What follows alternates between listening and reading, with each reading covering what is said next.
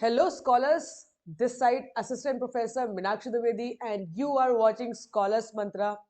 Scholars Mantra ने ये जो सीरीज स्टार्ट करी है, इसका मेन पर्पस है जितने भी स्टूडेंट्स चाहते हैं कि 10 दिन में आपकी बढ़िया प्रैक्टिस हो सके, मिनी क्रैश कोर्स के रूप में ये सीरीज मैं आपको प्रेजेंट कर रही हूँ, जिसमें एक वीडियो में पूरा यूनिट आप ब्रीफली कवर कर सकते हैं।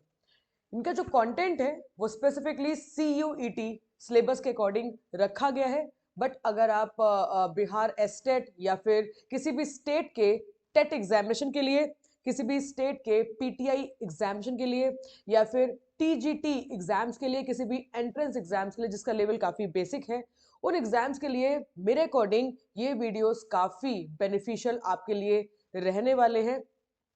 मॉक टेस्ट प्रैक्टिस करवाने का भी एक मेन पर्पस होता है कि आप लोग रिवीजन कर सके।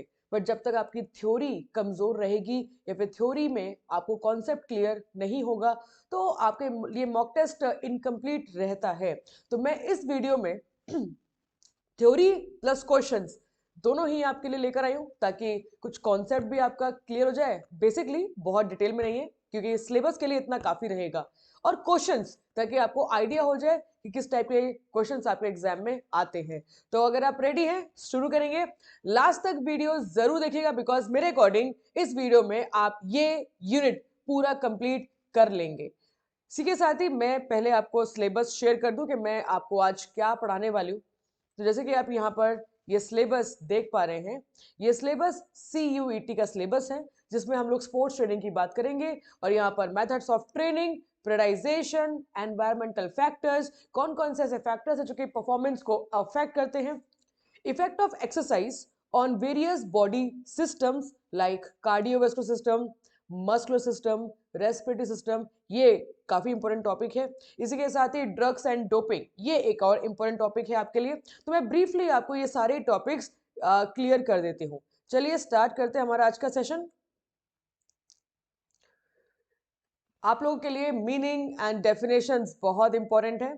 मीनिंग डेफिनेशंस के साथ स्पोर्ट्स ट्रेनिंग के प्रिंसिपल्स एंड मेथड्स, जैसे कि आप लोगों के सिलेबस में भी दिया हुआ है, एग्जामिनेशन में आएंगे ही आएंगे। तो यहाँ पे अगर आप स्पोर्ट्स ट्रेनिंग की बात करते हैं तो स्पोर्ट्स ट्रेनिंग एक ऐसा प्रोसेस है जिस प्रोसेस में स्पोर्ट्स प्लेयर्स को तैयार किया जाता है कंपटीशन के लिए।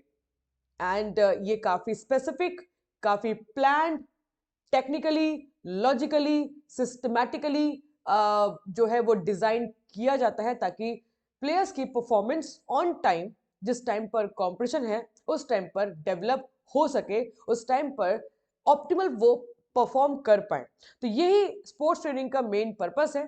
स्पोर्ट्स ट्रेनिंग की जो डेफिनेशन है वो भी आप यहां पर देख सकते हैं। Sports training must be understood as the specialised process.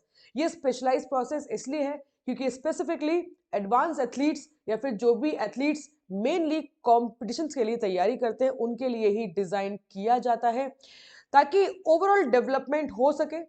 Overall development में फिजिकली, मेंटली, सोशली, इमोशनली, ये सभी डेवलपमेंट की जा सके ताकि स्पोर्ट्स प्लेयर्स अपने गेम्स में अच्छी परफॉर्मेंस दे सके। सो ये होता है स्पोर्ट्स ट्रेनिंग का मेन पर्पस। डेफिनेशंस आपके लिए बहुत जरूरी हैं। यहाँ पर एक और लाइन लिखी हुई है, स्पोर्ट्स ट्रेनिंग एक सिस्टमैटिक प्रोसेस है। कोई भी चीज आप ऊपर नीचे नहीं कर सकते, जो चीज जिस स्टेप में है आपको वैसे ही करना पड़ता है। स्पोर्ट्स ट्रेनिंग में पहले आता है प्रिपरेटरी पीरियड, फिर आता है कॉम्पिटिशन पीरियड, फिर आता है ट्रांजिशन पीरियड।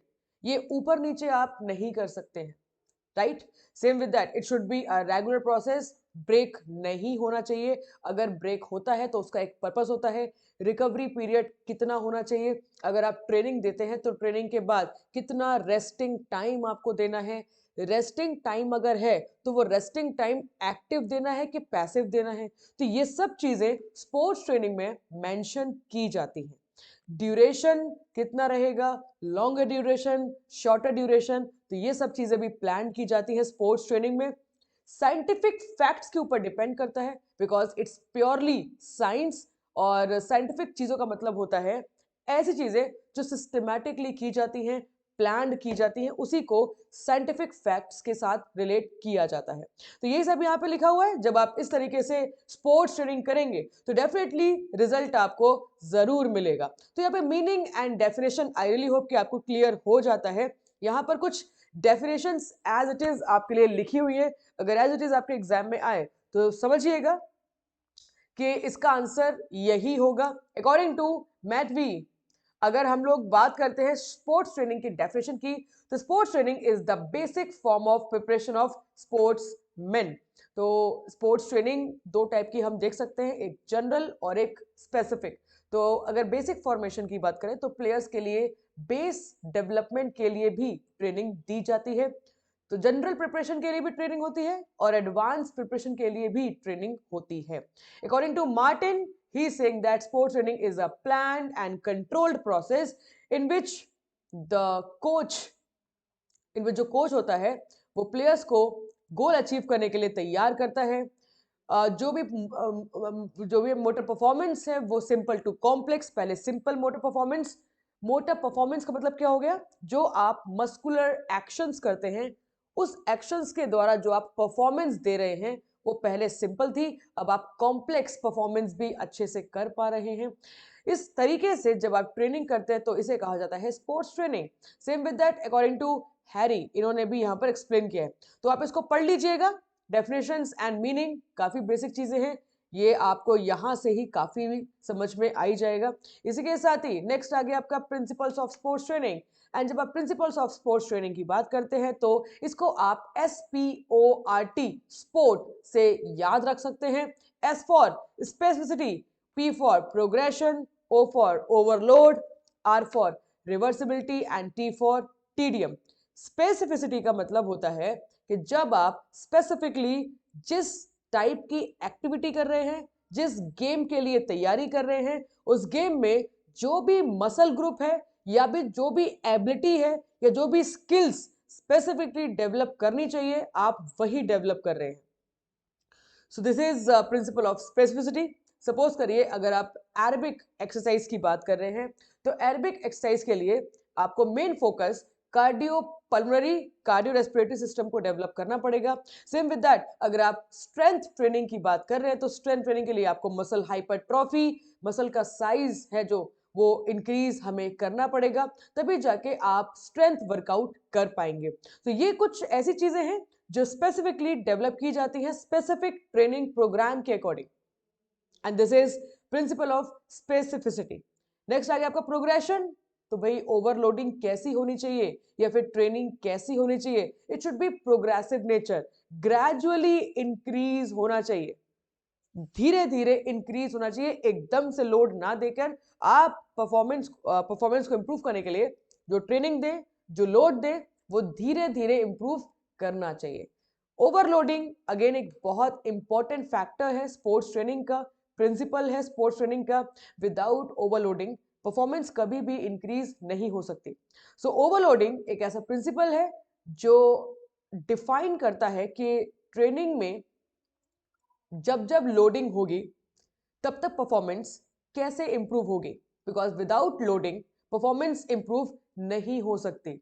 लोडिंग क्या होता है, जितनी हमारी कैपेसिटी है उससे ज्यादा लोड दिया जाता है ताकि आप उस एबिलिटी को डेवलप कर पाए, अपने जो भी मेनली जो भी आपके सिस्टम्स हैं उनको डेवलप कर पाए और आप प्रीवियस से बेटर कंडीशन में आ पाए। तो परफॉर्मेंस इंप्रूव तभी होगी जब आप अपनी कैपेसिटी से ज्यादा काम करेंगे, तो उसी को कहा जाता है ओवरलोडिंग। इसके बाद रिवर्सिबिलिटी, मान लीजिए आपने 2 महीना 3 महीने 4 महीने बढ़िया वर्कआउट किया और बढ़िया वर्कआउट करने के साथ ही कुछ दिनों में अगर आप कुछ इंजरी हो जाए या फिर कोई मेडिकल कंडीशंस आ जाती हैं या फिर आपको बीच में ट्रेनिंग रोकनी पड़ती है या फिर आपका ट्रांजिशन पीरियड बहुत लंबा है, वैसे तो मैक्स टू मैक्स 6 वीक्स का होना चाहिए, वो भी maximum, otherwise it should be between 2 to 4 weeks. अगर 4 से 6 हफ्तों से ज्यादा अगर आपका ट्रांजिशन पीरियड हो गया है तो भी रिवर्सिबिलिटी कंडीशन हो जाती है, विच मीन्स आप जैसे थे आप वैसे ही हो जाते हो। नेक्स्ट आ गया टीडियम, दैट मीन्स बोरिंगनेस। तो there should be no boringness because tedium leads to plateau, and plateau का मतलब होता है जो परफॉर्मेंस है वो लेवल हो गई है, ना परफॉर्मेंस बढ़ रही है ना ही घट रही है। तो ये जो अप्स एंड डाउन्स हैं ये ना होके now the performance is so parallel, तो इसे प्लेट्यू कहते हैं।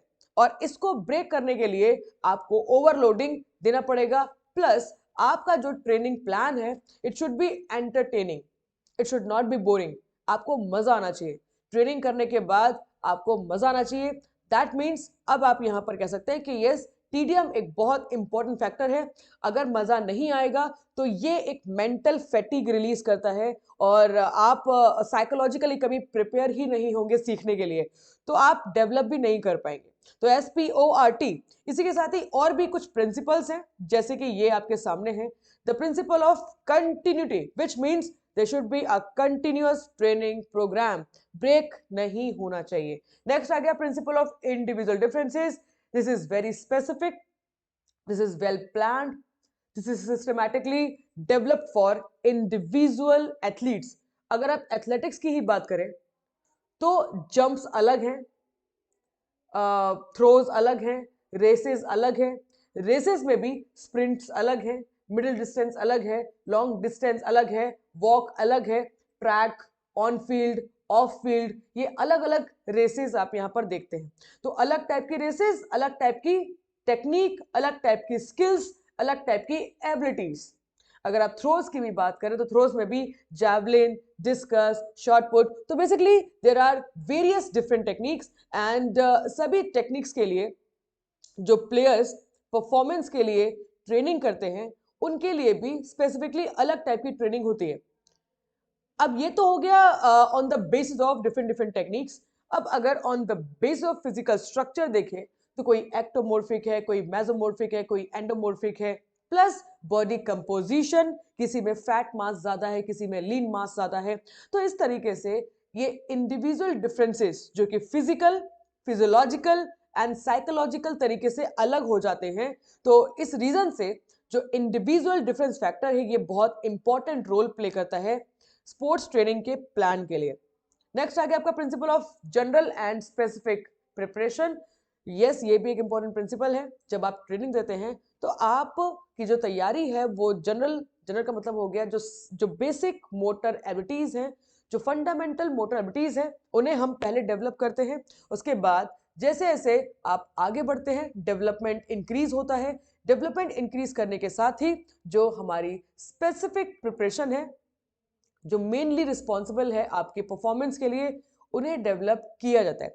एग्जाम्पल दूं तो पहले हम लोग बेसिकली डेवलप कर रहे हैं basic strength, basic endurance, basic flexibility, basic speed, इन सबको बेसिकली हम लोग डेवलप कर रहे हैं।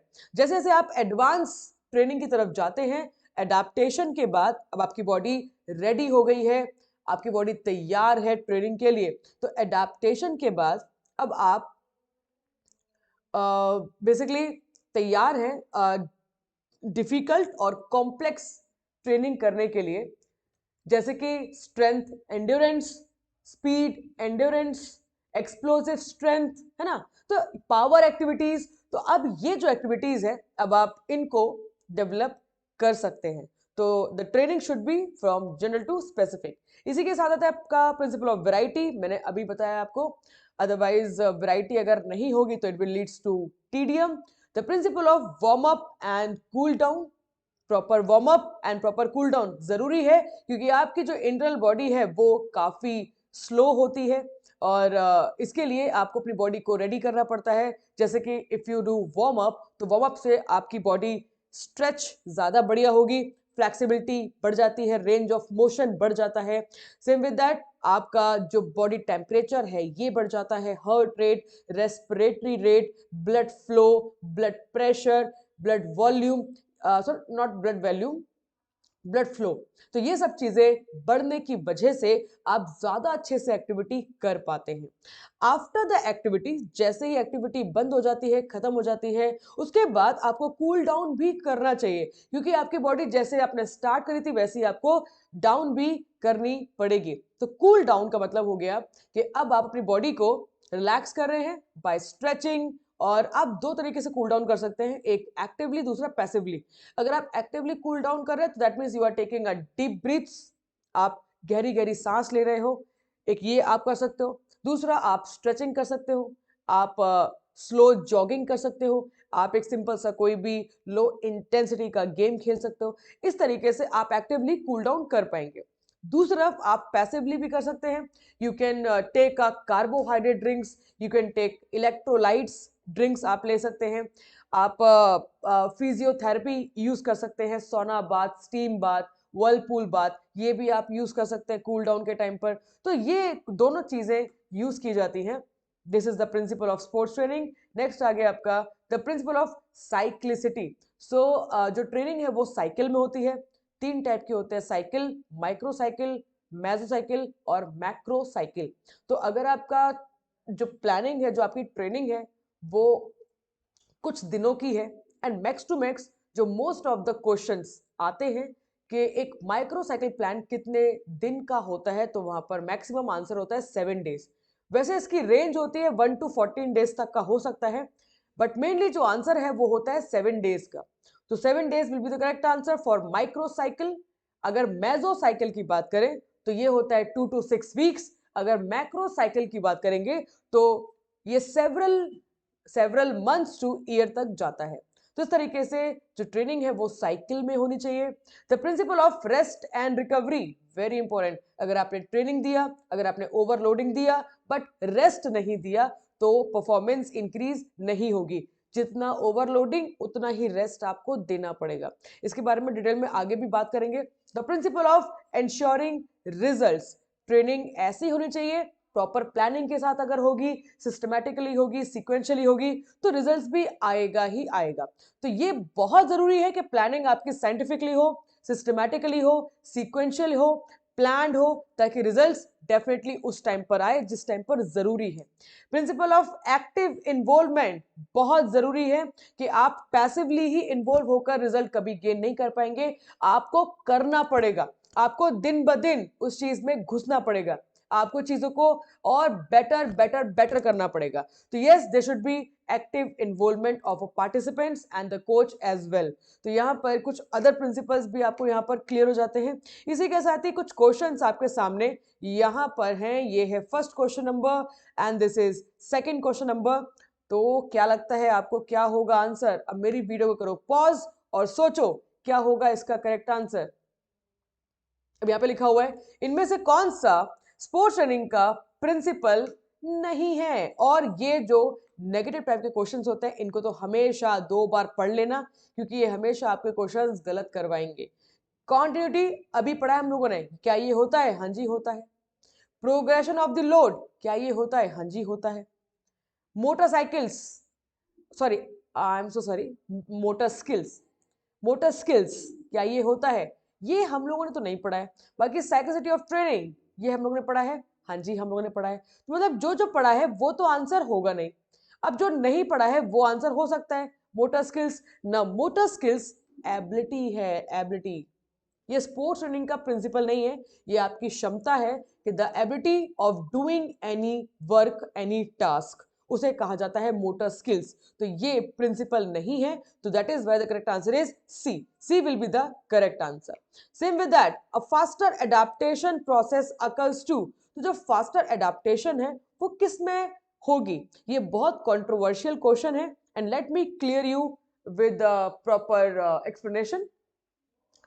अगर आप एडाप्टेशन की बात करते तो एडाप्टेशन का मतलब है मेनली एडाप्टेशन का मतलब होता है change in performance, positive change in performance after loading and recovery. ठीक है ना? आपने ओवरलोड दिया, ओवरलोड देने के बाद आपको रिकवरी देना पड़ेगा। रिकवरी देने के बाद जब आप न्यू कंडीशन में आएंगे उसे कहा जाता है एडाप्टेशन। तो अगर हम एडाप्टेशन की बात करें तो पहले तो इसके पहले रिकवरी आता है। तो रिकवरी किस में जल्दी होगा? अगर आप एक बिगनर हैं या फिर अगर आप एक एडवांस एथलीट हैं, तो ये बात क्लियरली समझ में आ रही है कि जो बिगनर है वो जल्दी रिकवर नहीं कर पाएगा। जो एडवांस एथलीट है उसमें फर्क ही नहीं पड़ेगा, क्योंकि उसकी ऑलरेडी बॉडी काफी एडवांस है, तो वो बहुत जल्दी उस चीज को रिकवर कर पाएगा। जितना जल्दी रिकवरी उतना ज्यादा एडाप्टेशन। क्लियर है यहाँ पर, है ना?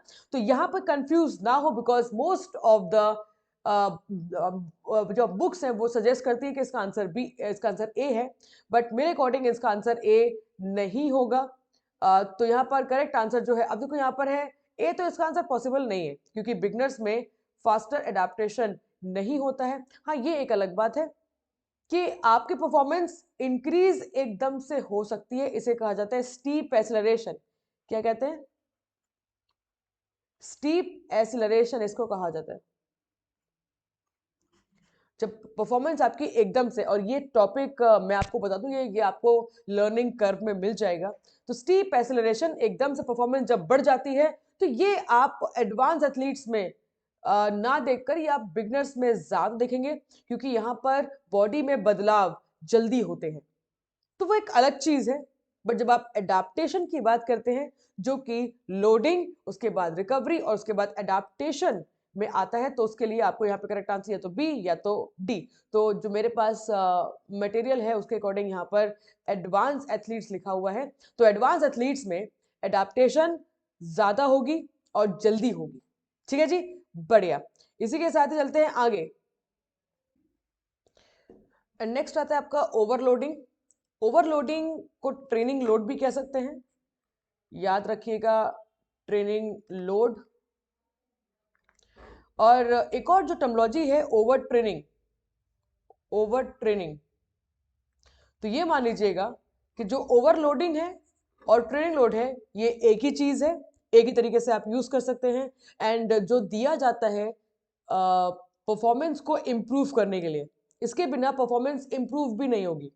ट्रेनिंग लोड आपकी कैपेसिटी से ज्यादा दिया जाता है ताकि आपकी परफॉर्मेंस इंक्रीज हो सके, आपके इंटरनल बॉडी सिस्टम्स के ऊपर लोड पड़ सके, ताकि वो ज्यादा काम कर सके, डिमांड बढ़ जाए, जिस डिमांड को फुलफिल करने के लिए। अब मान लीजिए आप ज्यादा एक्टिविटी कर रहे हैं, ज्यादा एक्टिविटी करने का मतलब है आपकी बॉडी में ज्यादा केमिकल रिएक्शन होगी।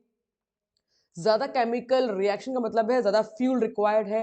ये फ्यूल कहाँ से आ रहा है? ये फ्यूल आ रहा है आपके जो जो बॉडी में एनर्जी है वहां से फ्यूल आ रहा है। अब इस फ्यूल को और कॉम्पेंसेट करने के लिए जो आपके बॉडी के सिस्टम्स हैं, जैसे कि आपके लंग्स, आपका हार्ट, तो ये और ज्यादा काम करेंगे ताकि जो डिमांड है उसको फुलफिल किया जाए। ज्यादा ऑक्सीजन रिक्वायर्ड है, ज्यादा ब्लड रिक्वायर्ड है, तो ये दोनों ही ज्यादा काम करेंगे इस डिमांड को फुलफिल करने के लिए।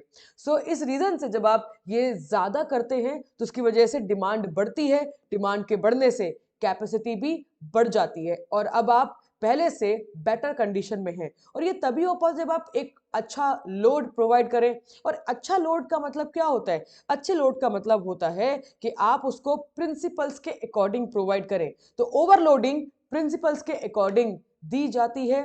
पहला FITT, F for frequency, I for intensity, T for time and T for type.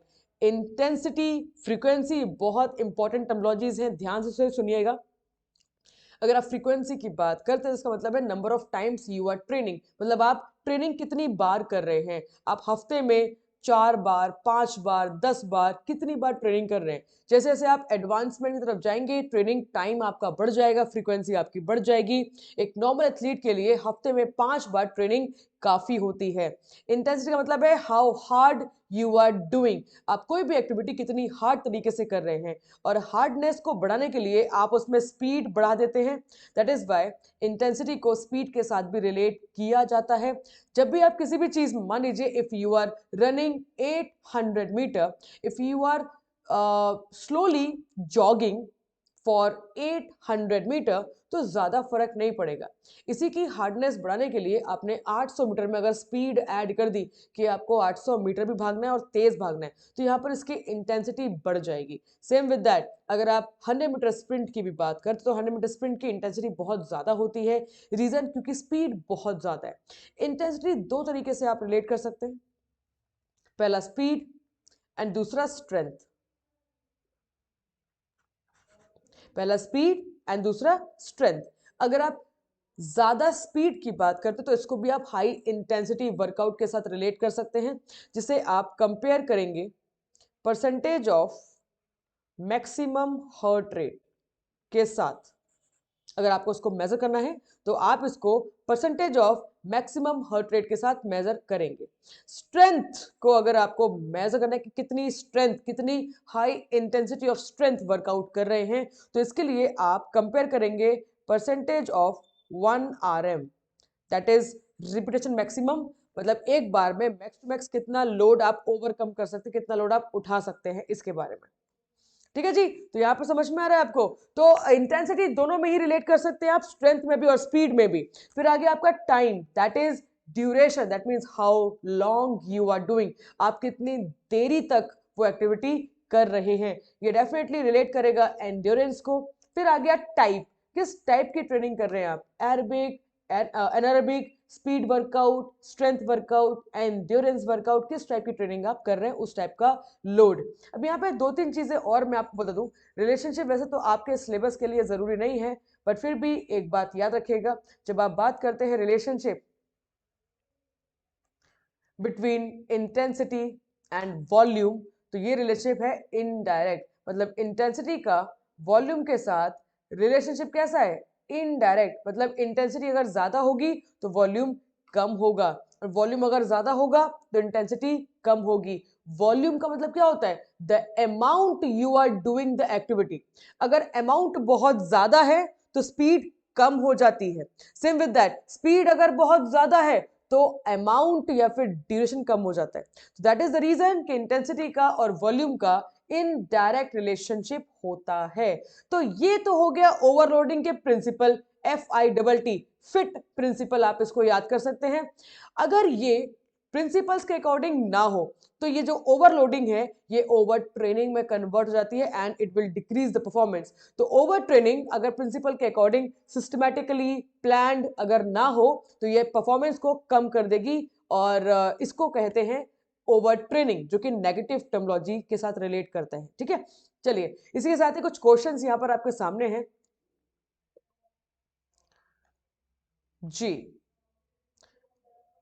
तो ये क्वेश्चंस कैसे समझ में आ रहे हैं आपको?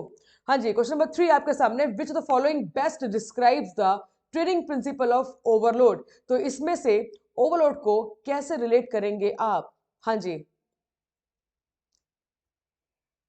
तो यहां पर ए क्या बोल रहे हैं, concentrating on specific muscles to make it relevant, ये तो प्रिंसिपल है स्पेसिफिसिटी का, तो ए तो होगा नहीं। उसके बाद डूइंग टू मच एक्सरसाइज, ये ओवर ट्रेनिंग को रिलेट करता है, इसलिए बी भी नहीं होगा। Doing less exercise than normal, which means ये अंडर लोड को रिलेट करता है, ये भी नहीं होगा। अब बचा क्या, D, so D will be the correct answer, मतलब आपकी जितनी स्ट्रेस लेवल है उससे ज्यादा लोड दिया जा रहा है ताकि परफॉर्मेंस इंप्रूव हो सके, तो ये लाइन भी यहाँ पर ऐड हो सकती थी, बट कोई बात नहीं, तो D is the correct answer. 3 के साथ fourth question number, the total work done in a training period, तो ट्रेनिंग पीरियड में टोटल कितने रिपीटेशन, कितने सेट्स, कितना वर्कलोड दिया गया है, उसे क्या कहते हैं, उसे कहते हैं वॉल्यूम, उसे वॉल्यूम कहा जाता है। ठीक है, द सोमैटिक फंक्शन, सोमैटिक का मतलब होता है बॉडी फंक्शन, ऐसे कौन से फंक्शंस जो कि बॉडी के साथ, बॉडी के फंक्शंस के साथ रिलेटेड हैं, तो loss of sleep, loss of appetite, loss of weight, तो ये वेट भी आपके बॉडी के साथ रिलेट करता है, एपिटाइट भी आपके बॉडी के साथ ही रिलेट करती है, और स्लीप भी आपके बॉडी के साथ ही रिलेट करती है। तो ए, बी एंड सी तीनों ही सही जवाब है, इसका मतलब है डी बिल्कुल सही जवाब हो जाएगा। The two vital components of load, तो लोडिंग के दो वाइटल कंपोनेंट्स, दो मोस्ट इंपॉर्टेंट कंपोनेंट्स कौन से हैं, तो यहां पर आप देखेंगे तो करेक्ट आंसर यहां पर आपको मिलेगा डी, इंटेंसिटी एंड वॉल्यूम, मैंने अभी आपको रिलेट करके भी दिखाया। बाकी ए, बी एंड सी ये प्रिंसिपल्स हैं स्पोर्ट्स ट्रेनिंग के। जो डी है ये लोडिंग का स्पेसिफिक कंपोनेंट है कि किस तरीके से लोडिंग देनी चाहिए, और उसके बैलेंस के लिए इंटेंसिटी का और वॉल्यूम का प्रॉपर प्रपोर्शन होना जरूरी है। ये मैं ग्राफ के थ्रू आपको जरूर अच्छे से एक बार समझा देती हूँ। ये देखिए,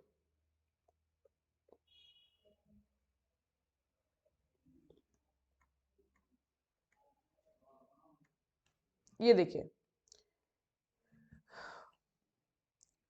तो ये हो गया ट्रेनिंग, और स्पोर्ट्स ट्रेनिंग की लैंग्वेज में इसको स्टिमुलस भी कह सकते हैं, इसको ओवरलोड भी कह सकते हैं। तो जब ये ओवरलोड दिया जाता है तो टेम्पररी परफॉर्मेंस डाउन हो जाती है। टेम्पररी, कुछ देर के लिए परफॉर्मेंस आपको लगेगा कि आपकी परफॉर्मेंस बहुत डाउन हो गई है, कुछ देर के लिए आपको लगेगा कि आप बहुत कमजोर हो गए हैं। पर जैसे ही, क्योंकि ये किसकी वजह से हो रहा है, फैटीग की वजह से हो रहा है। आपको थकान क्यों हो रही है, परफॉर्मेंस डाउन क्यों हो रही है, बिकॉज ऑफ फैटीग। और ये टॉपिक स्पोर्ट्स फिजियोलॉजी में बहुत अच्छे से डिटेल में एक्सप्लेन किया गया है एनर्जी सिस्टम में, कि थकान क्यों होती है, थकान के होने के पीछे क्या रीजन है। यहां पर देखिएगा कि जब आपने लोडिंग दिया तो उसकी वजह से थकान होगी, फटीग होगा। फटीग के साथ जब आपने प्रॉपर रिकवरी किया, तो प्रॉपर रिकवरी के बाद जब आप प्रॉपर रिकवर हो जाएंगे, so there is a new condition known as over compensation, जिसको आप सुपर कॉम्पेंसेशन या फिर एडाप्टेशन भी कह सकते हैं। बट अगर लोडिंग बहुत ज्यादा है, मतलब स्पोर्ट्स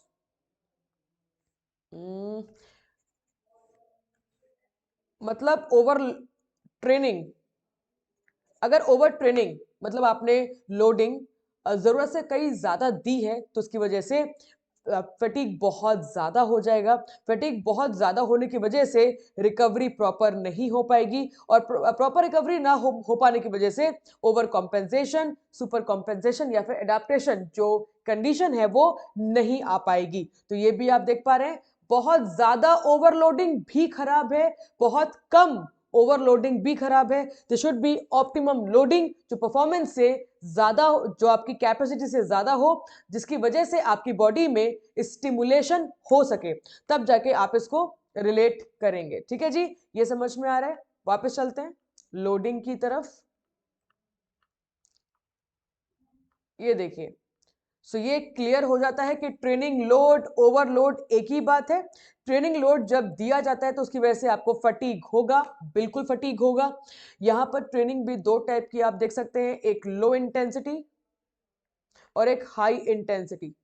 ये मान लीजिएगा, अगर लो इंटेंसिटी की बात कर रहे हैं, इसका मतलब है स्पीड और हार्डनेस ज्यादा है। अगर स्पीड और हार्डनेस ज्यादा होगी तो इसका मतलब है लेस ड्यूरेशन, तो ड्यूरेशन कम होगी। Example 100 metre, example jumps, example throws.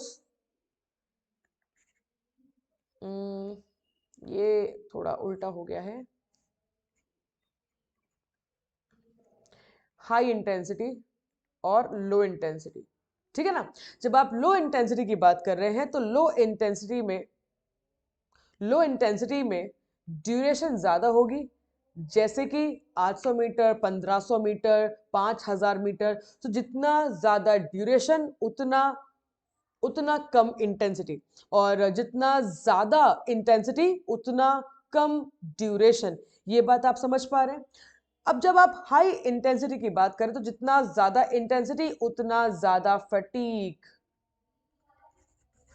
अब ऐसा कैसे होगा, क्योंकि आप जानते हैं ये ये फटीग प्रोड्यूस कैसे होता है। तो फटीग प्रोड्यूस होता है when glucose breaks down, when glucose breakdowns in the absence of oxygen, in the absence of oxygen।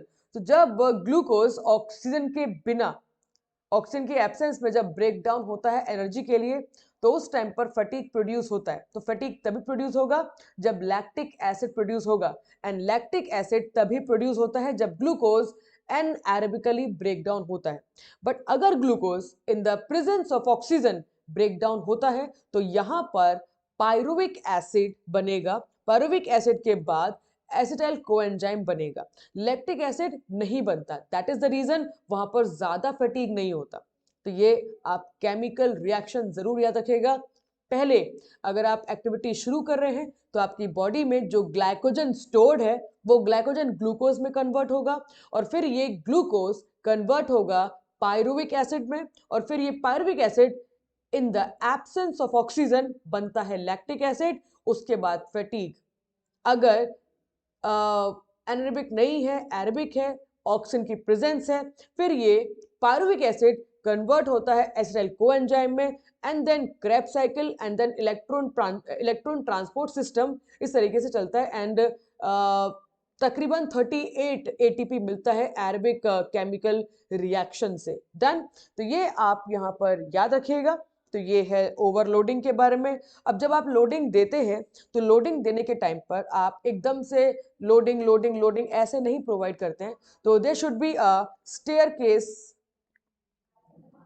ये स्टेयर केस मैथड में जो लोडिंग है वो होनी चाहिए कि आपने लोडिंग दिया, उसके बाद डी लोडिंग, मतलब अभी लोडिंग नहीं दे रहे हैं, ये है रिकवरी टाइम।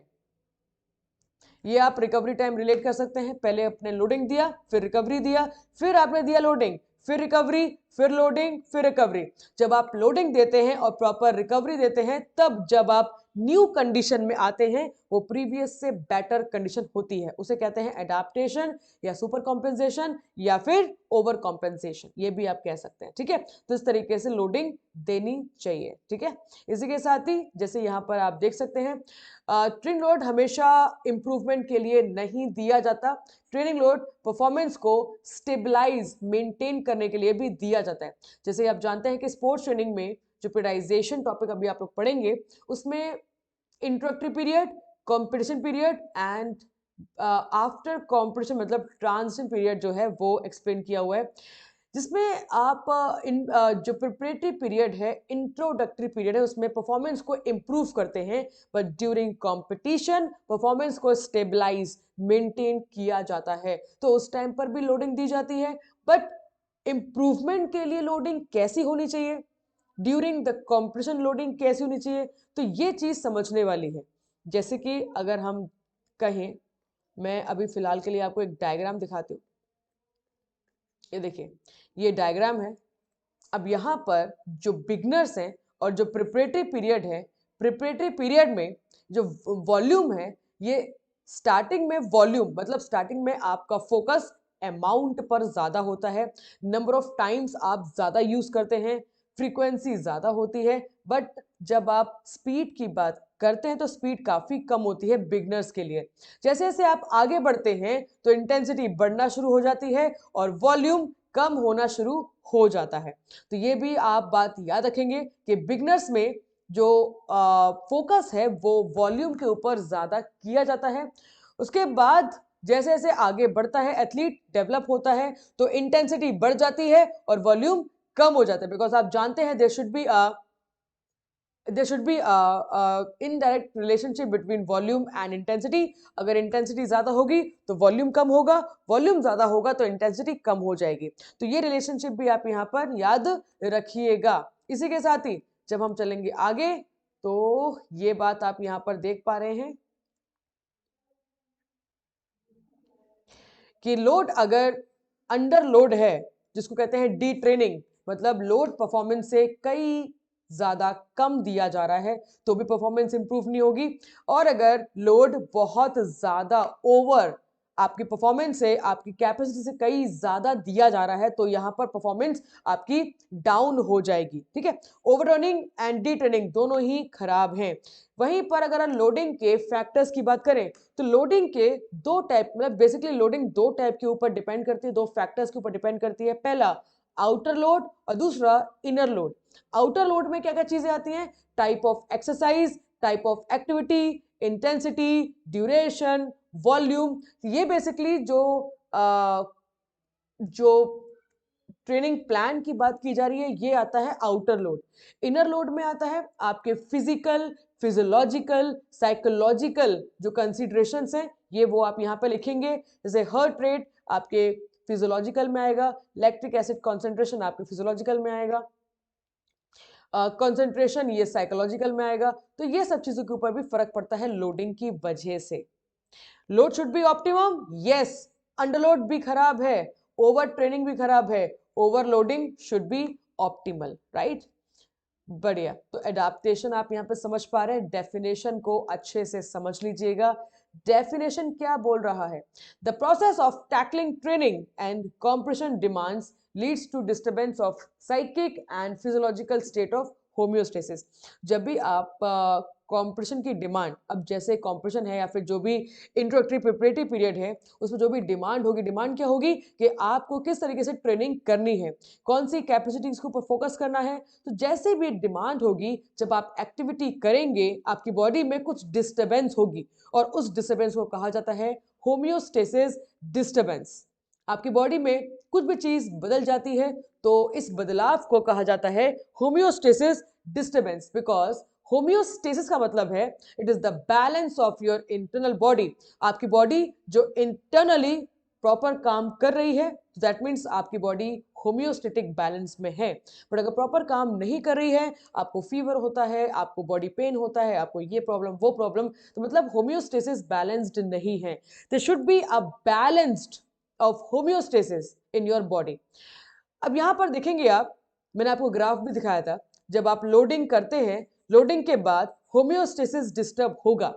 अब ये होम्योस्टेसिस जब आप लोडिंग दे रहे हैं तो टेम्पररी टेम्पररी टेम्पररी बार बार ओवरलोड देते हैं, बार बार टेम्पररी डिस्टर्बेंस होगा होम्योसिस में। लेकिन जब आप प्रॉपर रिकवरी करेंगे, फिर जब आप इसको कॉम्पेंसेट करेंगे, तब आप न्यू कंडीशन में भी आ जाते हैं, दैट इज एडाप्टेशन या फिर कह सकते हैं सुपर कॉम्पेंसेशन। ठीक है, सो ये जो होम्योस्टेसिस डिस्टर्बेंस है ये दो टाइप का होता है, टेम्पररी और परमानेंट।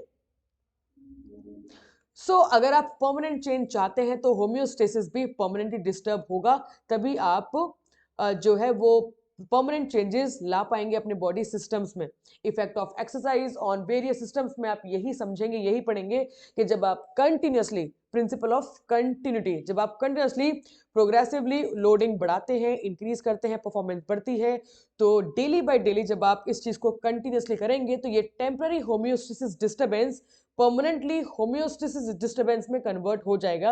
एंड फाइनली आपकी बॉडी का शेप जो है वो बदलेगा, आपके जो इंटरनल ऑर्गन्स के जो फंक्शंस हैं वो चेंज होंगे, उनका स्ट्रक्चर चेंज होगा, ये सब चीजें होती हैं। अगर लोडिंग बहुत ज्यादा होगी तो डेफिनेटली स्पोर्ट्स इंजरीज के चांसेस बन जाते हैं, तो हम चाहेंगे कि इंजरीज ना हो। तो इस रीजन से जो परफॉर्मेंस है वो ऑन टाइम कैसे इंप्रूव हो सकती है, by providing proper proportion of intensity and volume. अगर इंटेंसिटी एंड वॉल्यूम बढ़िया लेवल का आप देंगे तो इंजरीज कभी भी नहीं हो सकती। ठीक है, there should be a moderation. क्या मतलब है इसका मॉडरेशन का? Moderation which means there should be a balance in the training methods. कोई भी ट्रेनिंग मेथड अगर आप प्रोवाइड करते हैं तो उसमें बैलेंस होना बड़ा जरूरी है। ठीक है, इसी के साथ ही सुपर कंपेंसेशन, मैंने जस्ट अभी आपको बताया, डेफिनेशन भी एक बार आप देख लीजिएगा। सुपर कंपेंसेशन क्या है? Post training period, training period के बाद की बात की जा रही है। ऐसा ट्रेनिंग पीरियड, ट्रेनिंग के बाद का पीरियड जिसमें जो ट्रेन्ड फंक्शंस हैं वो जब आप डेवलप करते हैं, तो डेवलपमेंट के बाद जब आप नई कंडीशन में वापस जाते हैं, आपने ट्रेनिंग दिया, ट्रेनिंग के बाद जब रिकवरी होगा, रिकवरी के बाद जब आप जिस कंडीशन में होंगे नेक्स्ट, उसको कहा जाता है सुपर कॉम्पेंसेशन स्टेट, जो कि पोस्ट ट्रेनिंग इफेक्ट होगा। ट्रेनिंग के बाद की जो कंडीशन है उसे हम सुपर कॉम्पेंसेशन के साथ रिलेट करेंगे, जिसमें रिकवरी पीरियड के बाद ही ये पीरियड आएगा। तो ये इसे वीगर्ट्स लॉ भी कहा जाता है, याद रखिएगा, वीगर्ट्स लॉ। ये ग्राफ मैंने आपको अभी भी बताया था, फिर से बता रही हूँ। This is your current fitness level, और जैसे ही आप ट्रेनिंग देते हैं, स्टिमुलस लोडिंग प्रोवाइड करते हैं, परफॉर्मेंस डाउन होगी। बट ये कौन सा होम्योस्टेसिस डिस्टर्बेंस है? टेम्पररी। तो ये टेम्पररी होम्योस्टेसिस डिस्टर्बेंस है। इसके बाद जब आप प्रॉपर रिकवरी करेंगे, प्रॉपर रिकवरी करेंगे, now you are in a next condition जो कि आपकी प्रीवियस कंडीशन से बेटर है। तो इसे कहा जाएगा न्यू फिटनेस लेवल, या फिर एडाप्टेशन, या फिर ओवर कॉम्पेंसेशन। तो एडाप्टेशन क्या होता है कि जब आप जिस सिचुएशन में यूज टू हो जाए, आपको मजा आ रहा है, आपने उस सिचुएशन को अपना लिया है और आप आराम से वो काम कर पा रहे हैं, उसे एडाप्टेशन कहते हैं।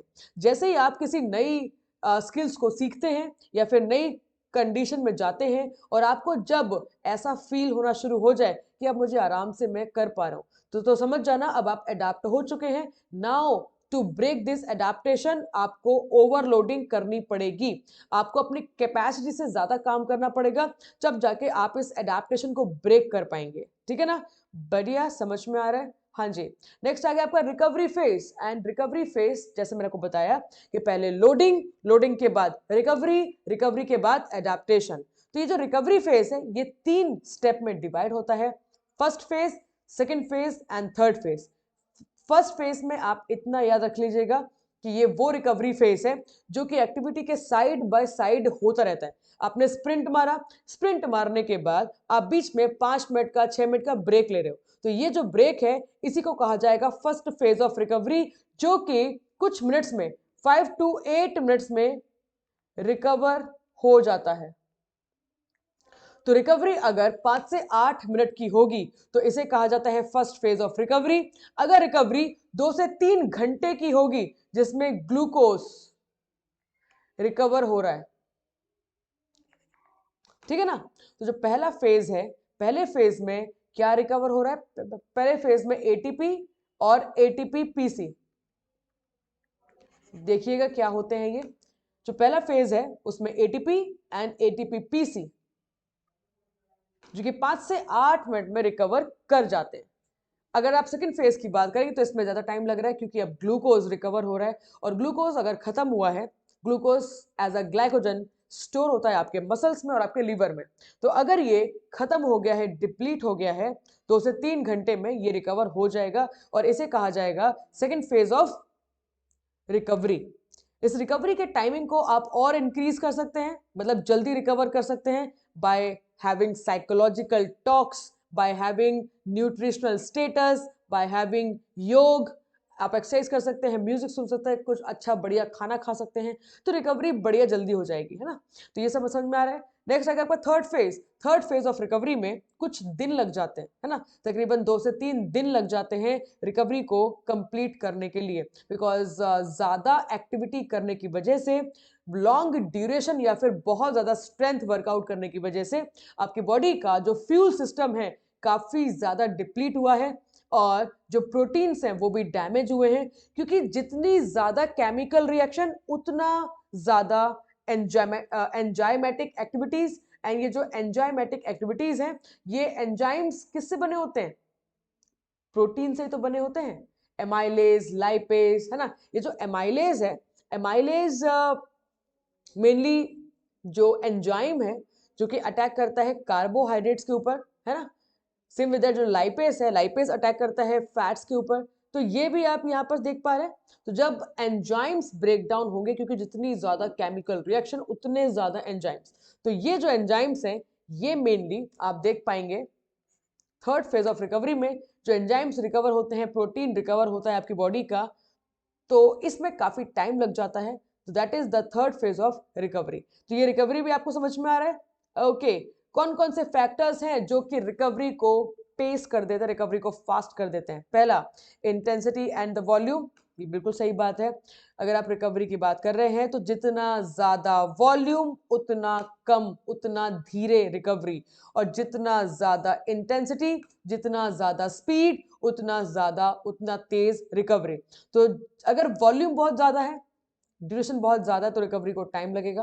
बट अगर स्पीड बहुत ज्यादा है, टाइम बहुत कम है, तो रिकवरी टाइम कम लगेगा, ठीक है ना। नेचर ऑफ लोड के ऊपर डिपेंड करता है, लोड किस टाइप का है मैंने आपको बता दिया। एरोबिक लोड है कि एन एरोबिक लोड है। तो एरोबिक लोड की जो जो रिकवरी है वो लेट होती है, एन एरोबिक की रिकवरी जल्दी होती है, फास्ट होती है। हेल्थ के ऊपर भी डिपेंड करता है, न्यूट्रिशन के ऊपर भी डिपेंड करता है, sleep, daily routine, total load, इन सब के ऊपर डिपेंड करता है आपका पेस ऑफ रिकवरी। इसी के साथ ही कौन कुछ ऐसे फैक्टर्स हैं, कुछ ऐसे फैक्टर्स जो आपके रिकवरी प्रोसेस को बढ़ा देंगे। Number 1, training methodological means. Training methodical means which means कुछ ट्रेनिंग मेथड्स जैसे कि warm up and cool down जो आपके रिकवरी के प्रोसेस को बढ़ा देते हैं। इसी के साथ ही न्यूट्रिशनल एंड फिजियोथेरेप्यूटिक मीन्स, आप यहाँ पे फिजियोथेरेपी यूज कर सकते हैं, लाइक आप हॉट मसाज ले सकते हैं, और आप वर्लपूल बाथ ले सकते हैं, स्टीम बात ले सकते हैं, सोना बात ले सकते हैं, तो ये सब आप ले सकते हैं। Even you can take a carbohydrate drinks, आप ये इनटेक कर सकते हैं, है ना। तो इन सब से क्या होगा कि आपका जो रिकवरी प्रोसेस है ये फास्ट हो जाएगा। साइकोलॉजिकल मीन्स आप अपने आप को सेल्फ टॉक्स अपने आप को कह रहे हैं, नहीं you are fit, you are fine, you can do it, आप करेंगे, कर पाएंगे, ये अपने आप को आप कह रहे हैं तो जल्दी रिकवरी हो जाती है। ठीक है, आप बढ़िया हैं, आप फिर करेंगे, फिर अच्छा आप अच्छा परफॉर्मेंस कर पाएंगे, तो ये सब चीज आप अपने खुद को बताते हैं। तो ये हो गया साइकोलॉजिकल मीन्स। तो इस तरीके से आप अपनी बॉडी को रिकवरी कर लेते हैं। ठीक है, चलते हैं आगे, मोटर एबिलिटीज। और ये मान लीजिएगा कि ये जो मैंने इमेज ली है, ये DK कंसल सर की जो बुक है टेस्ट एंड मेजरमेंट की, वहां से लिया है। ये अपने आप में ही पूरा कंप्लीट है। अब मैं आप इसमें केवल इसको डेफिनेशन को याद जरूर करिएगा। मैं ब्रीफली आपको यहाँ पर मेंशन कर देती हूँ। अगर जनरल फिजिकल फिटनेस कंपोनेंट्स पूछे जाएं तो 4 कंपोनेंट्स होते हैं: muscular strength, muscular endurance, cardiopulmonary endurance and flexibility. अगर आपसे बॉडी कंपोजिशन को मिलाकर health related physical fitness components पूछे जाएं तो health related physical fitness components होते हैं 5, जो 4 ये वाले और एक और बॉडी कंपोजिशन भी आप इसको कह सकते हैं, और फ्रीडम फ्रॉम ओबेसिटी भी कह सकते हैं आप इसको। तो ये आपका बन जाता है 5 कंपोनेंट्स। इसी के साथ ही जब आप इन 5 कंपोनेंट्स को मोटर परफॉर्मेंस कंपोनेंट्स के साथ जो कि 5 होते हैं ऐड कर देते हैं तो ये बन जाते हैं 10 मोटर फिटनेस कंपोनेंट्स। तो जो मोटर परफॉर्मेंस कंपोनेंट्स हैं वो कौन से हैं? Power, speed, agility, balance, reaction time. तो ये जो कुल मिला के बन जाते हैं आपके 10 मोटर फिटनेस कंपोनेंट्स। इसी के साथ ही जब आप 3 कोऑर्डिनेशन भी ऐड कर देते हैं, कौन कौन से? Hand eye coordination, foot eye coordination and whole body coordination. तो ये बन जाता है आपका जनरल मोटर एबिलिटी, जो कि 13 कंपोनेंट्स का होता है। इसी में ही जब आप एक मोटर एजुकेबिलिटी एबिलिटी ऐड कर देते हैं तो ये बन जाता है स्पोर्ट्स स्पेसिफिक मोटर एबिलिटी, जो कि मेनली 14 कंपोनेंट्स का होता है। 14 मेजर कंपोनेंट्स का यहाँ पर आप देख सकते हैं। मस्कुलर स्ट्रेंथ का मतलब है the capacity of the muscles, आपके मसल्स की कैपेसिटी कि वो लोड कितना ओवरकम कर पा रही हैं। मस्कुलर एंड्योरेंस, आपकी मसल्स की कैपेसिटी कि वो कितनी देर तक काम कर पा रही है, कितनी देर तक लोड को ओवरकम कर पा रही है। कार्डियोपल्मोनरी एंड्योरेंस, आपका हार्ट और आपका लंग्स कितनी देर तक अपना काम कर पा रहा है। फ्लेक्सिबिलिटी, बेसिकली जो आपका रेंज है, आप कितने रेंज तक मोशन कर पा रहे हैं। उसके बाद जो आपकी मोटर परफॉर्मेंस कंपोनेंट्स है, जैसे कि पावर मतलब स्ट्रेंथ प्लस स्पीड, आप कोई भी लोड जो ओवरकम कर रहे हैं वो कितनी तेजी के साथ, कितनी जल्दी ओवरकम कर रहे हैं। बैलेंस, आप अपने इक्विलिब्रियम को कितना मेंटेन कर पा रहे हैं, इन विच जिस भी पोजीशन पे आप है, चाहे आप मोशन में है, चाहे आप बैलेंस में है, चाहे आप स्टेटिक में है, आप अपने पोजीशन को कैसे मेंटेन कर पा रहे हैं, दैट इज बैलेंस। स्पीड, आप कितना एरिया कितनी जल्दी कवर कर पा रहे हैं, स्पीड। एजिलिटी, आप अपने डायरेक्शन को कितनी अच्छे से, कितनी क्लियरिटी के साथ, कितने बैलेंस के साथ चेंज कर पा रहे हैं, अपने डायरेक्शन को कितनी जल्दी चेंज कर पा रहे हैं, as quickly as you can change your direction, इसे कहते हैं एजिलिटी। रिएक्शन टाइम, आप स्टिमुलस कोई भी एक्शन के बाद कितनी जल्दी रिएक्शन दे पाते हैं, स्टिमुलस और रिस्पॉन्स के बीच में कितना कम टाइम है, उसे रिएक्शन टाइम के साथ रिलेट करेंगे आप। तो और कोऑर्डिनेशन बेसिकली आपका हाथों के साथ, हाथों का आंखों के साथ, आंखों का पैरों के साथ, किस तरीके से एक कोऑर्डिनेशन है, एक साथ काम कर पाती है आपकी बॉडी। तो ये जो कंपोनेंट्स हैं, एक एक लाइन में डेफिनेशन, एक रिकमेंडेशन है मेरी आपसे, एक स्पीड कंपोनेंट और दूसरा कोऑर्डिनेशन कंपोनेंट, इसको अच्छे से डिटेल में पढ़ लीजिएगा, क्योंकि ये जो कंपोनेंट्स हैं इनके कुछ कुछ पार्ट्स भी हैं और वो एग्जाम में कई बार आ भी जाते हैं, तो वो आप जरूर अच्छे से पढ़ लीजिएगा, स्पीड के कंपोनेंट्स और कोऑर्डिनेशन के कंपोनेंट्स। ठीक है, चलिए इसी के साथ ही कुछ क्वेश्चंस यहाँ पर कर लेते हैं। तो क्वेश्चंस ये रहे आपके सामने।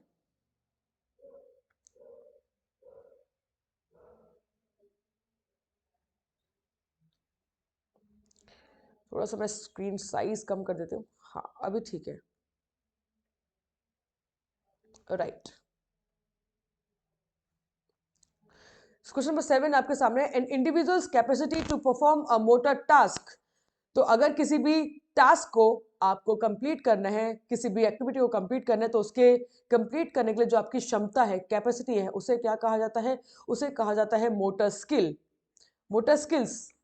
किसी भी एक्टिविटी को कर पाने की क्षमता, उसे मोटर स्किल्स कहेंगे। मोटर एजुकेबिलिटी, आप किसी भी स्किल को कितनी जल्दी सीख जाते हैं उसे कहते हैं मोटर एजुकेबिलिटी। मोटर परफॉर्मेंस, आप किसी भी एक्शन को कितने अच्छे से कर पा रहे हैं उसे कैसे कहते हैं मोटर परफॉर्मेंस। मोटर कैपेसिटी, मतलब आप कर पा रहे हैं और कितने अच्छे से कर पा रहे हैं, कितने बेहतरीन तरीके से कर पा रहे हैं, इसको मोटर परफॉर्मेंस कहेंगे।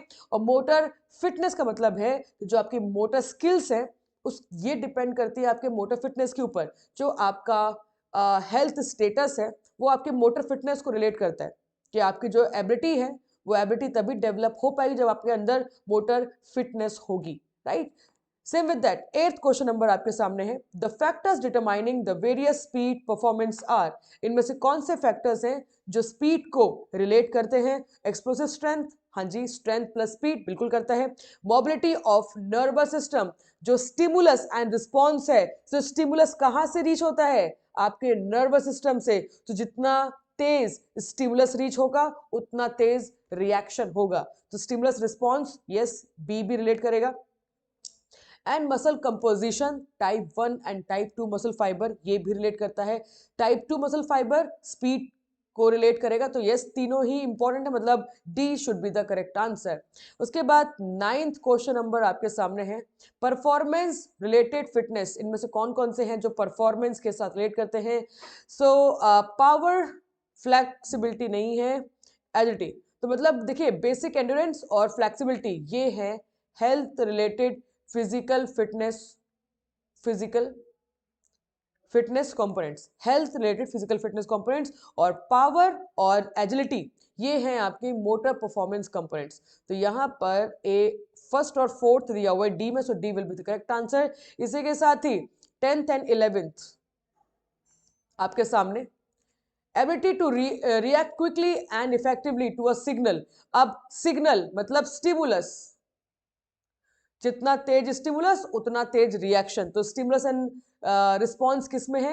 Reaction time is the correct answer. Same with that, resistance ability against a fatigue. Fatigue का मतलब हो गया कि अगर अगर आपकी बॉडी में फटीग इकट्ठा नहीं हो रहा है या फिर फटीग लेट इकट्ठा हो रहा है, तो उसका मतलब है कि आप में एंड्योरेंस है। सो यहाँ पर करेक्ट आंसर इसका हो जाता है एंड्योरेंस, ठीक है। अगर आप काम कर रहे हैं और बहुत देर तक काम कर पा रहे हैं विदाउट फटीग, बिना थके आप काम कर पा रहे हैं, तो उसका मतलब है आप एंड्योरेंस को रिलेट कर रहे हैं इसके साथ। तो यहाँ पर आपको ये ऑप्शन समझ में आ रहे हैं, बढ़िया।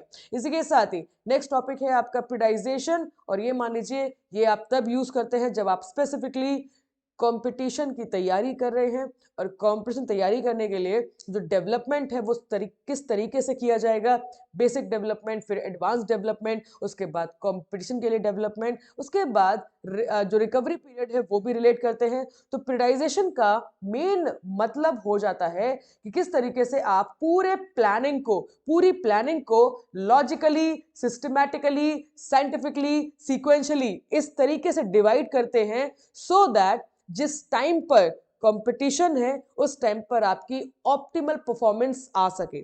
फिजियोलॉजिकल एंड फिजिकल एडाप्टेशन के साथ आप बेस्ट तैयारी, बेस्ट परफॉर्मेंस वहां पर दे पाए। तो ये है इसका मेन पर्पस। और यहां पर जो गोल्स लिखे हुए हैं, what are the goals of periodization, तो वो भी एक बार देख लेते हैं क्या लिखे हुए हैं। What are the goals? हाँ जी, पहला है कि एथलीट्स की परफॉर्मेंस को ऑप्टिमम लेवल तक लेकर जाया जाए, नंबर 1। नंबर 2, जो भी आपके फिजियोलॉजिकल एंड परफॉर्मेंस एडेप्टेशन है, जो भी आप ओवरलोडिंग करते हैं उसके बाद जब आप रिकवरी करते हैं, और रिकवरी करने के बाद अब आप फिजियोलॉजिकली यूज टू हो गए हैं उस डिस्टर्बेंस, जो भी डिस्टर्बेंस आपके फिजियोलॉजिकल तरीके से हो रहा है, जो भी डिस्टर्बेंस आपके फिजिकल तरीके से हो रहा है, तो उसके लिए अब आप यूज टू हो गए हैं। अब आपको फर्क नहीं पड़ता, ज्यादा फर्क नहीं पड़ता इस चीज की वजह से, तो इसे एडाप्टेशन कहा जाता है। तो ये मैक्सिमम आपकी उस टाइम पर होनी चाहिए जिस टाइम पर आपका कॉम्पिटिशन हो। इसके लिए एक प्रॉपर स्ट्रक्चर्ड प्लानिंग आपको जरूरत होगी।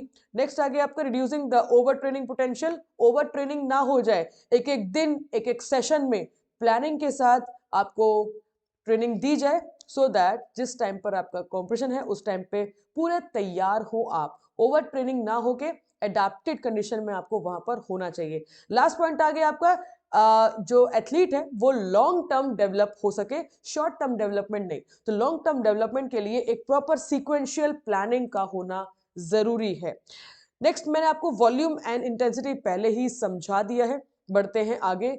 जब आप पीरियडाइजेशन के ट्रेनिंग ईयर की बात करते हैं तो ट्रेनिंग ईयर मतलब अक्सर जब भी हम लोग एक प्लानिंग को लेते हैं तो एक साल को ही एज अ प्लान लिया जाता है। आपने देखा है inter college, all India, nationals, ये सब एक साल के बाद ही होते हैं। तो एक ट्रेनिंग ईयर को ही प्रॉपर मैक्रो साइकिल आप कहते हैं और प्रॉपर मैक्रो साइकिल को ही प्रॉपरली डिवाइड किया जाता है। तो दैट इज द रीजन यहाँ पर ट्रेनिंग ईयर लिखा हुआ है। एक ट्रेनिंग ईयर को, एक ट्रेनिंग प्लान को आप डिवाइड करेंगे 3 पीरियड्स में। पहला प्रिपरेटरी पीरियड, दूसरा कंपटीशन पीरियड, तीसरा आ गया आपका ट्रांजिशन पीरियड। जो प्रिपरेटरी पीरियड है इसका मेन पर्पस है आपकी जनरल एंड स्पेसिफिक जो मोटर एबिलिटीज हैं उन्हें डेवलप करना। जनरल मोटर एबिलिटीज का मतलब हो गया basic endurance, basic strength, muscular endurance, muscular strength, flexibility, ये हो गए आपकी general motor abilities. Specific depend करती है आपके मोटर परफॉर्मेंस कंपोनेंट्स के ऊपर, balance, speed, reaction time, coordination, speed endurance, strength endurance. तो ये हो गई आपकी स्पेसिफिक मोटर जो एबिलिटीज है वो। तो प्रिपरेटरी पीरियड का मेन पर्पस ही यही है कि आपकी मोटर एबिलिटीज को डेवलप करना जनरल एंड स्पेसिफिकली। जो कंपटीशन पीरियड है इसमें मेन पर्पस होता है कि जो आपने एबिलिटीज को डेवलप किया हुआ है उन एबिलिटीज को डेवलप करने के साथ ही टेक्निकली और टैक्टिकली आप इस टाइम पर तैयार हो। तो मोटर एबिलिटीज भी आपकी डेवलप्ड है, टेक्निकली भी आप डेवलप्ड है, टैक्टिकल भी डेवलप्ड है आप, और मेंटल डेवलपमेंट के साथ आप कंपटीशन पीरियड में compete करने के लिए रेडी हैं। तो ये हो गया आपका कंपटीशन पीरियड। फिर आ गया आपका transition period, that means after the competition अब आप अपने जो भी इंटेंसिटी है, जो भी ट्रेनिंग का वॉल्यूम है उसको एकदम से डाउन कर देते हैं सो दैट आप रिकवर कर सके।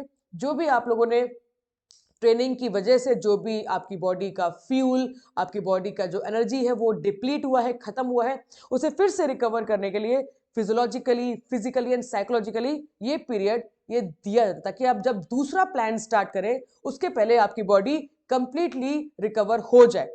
तो ये जो तीन पीरियड्स हैं ये इस तरीके से डिवाइड भी है। प्रिपरेटरी में 2 में डिवाइड होता है, ये देखिए यहाँ पर प्रिपरेटरी भी 2 में डिवाइड होता है, प्री प्रिपरेटरी और पोस्ट प्रिपरेटरी। जो कंपटीशन है ये भी 2 में डिवाइड होता है, प्री कॉम्पिटिशन और मेन कॉम्पिटिशन। और जो ट्रांजिशन पीरियड है ये आपका लास्ट में आता है। जो प्रिपरेटरी पीरियड है वो पूरे मैक्रो साइकिल का max to max 3 to 6 months का टाइम होता है, 3 to 6 मंथ्स। और जो कॉम्पिटिशन पीरियड है ये आप देख सकते हैं 2 to 3 मंथ्स का होता है। और ट्रांजिशन पीरियड तकरीबन 2 to 4 वीक्स या मैक्सिमम 6 वीक्स तक जाता है। तो इस तरीके से ये जो प्लानिंग है वो डिजाइन की जाती है। इंटेंसिटी अगर आप देखेंगे स्टार्टिंग में तो स्टार्टिंग में इंटेंसिटी काफी कम होती है एंड धीरे धीरे फिर इंटेंसिटी बढ़ जाती है। ट्रांजिशन पीरियड के टाइम पर इंटेंसिटी एंड वॉल्यूम सब कुछ काफी कम होता है। No skills, no technical training, no technical training, केवल आप लो इंटेंसिटी और लो वॉल्यूम पे केवल वर्कआउट करते हैं या फिर कंडीशनिंग करते हैं या फिर गेम खेलते हैं अपनी परफॉर्मेंस को थोड़ा बहुत मेंटेन करने के लिए। प्रिपरेटरी पीरियड में आप ज्यादा फोकस करते हैं वॉल्यूम के ऊपर क्योंकि वॉल्यूम आपके मोटर परफॉर्मेंस को डेवलप करने के लिए होता है। तो वॉल्यूम पर ज्यादा फोकस होता है। धीरे धीरे जैसे जैसे आप आगे बढ़ते हैं तो वॉल्यूम कम हो जाता है और इंटेंसिटी बढ़ती चली जाती है। धीरे धीरे जैसे आप देखेंगे कि भाई जैसे जैसे आप प्रिपरेटरी पीरियड में प्री से पोस्ट या फिर जनरल से स्पेसिफिक में जाते हैं तो टेक्निकल ट्रेनिंग भी बढ़ रही है स्लोली स्लोली। कंपटीशन भी आप देखेंगे कि कंपटीशन क्यों, ताकि प्रैक्टिस बढ़िया हो सके। टेक्निकल ट्रेनिंग भी आप इंक्रीज करेंगे स्लोली स्लोली और मेंटल ट्रेनिंग भी आप यहाँ पर देख सकते हैं वेरी हाई।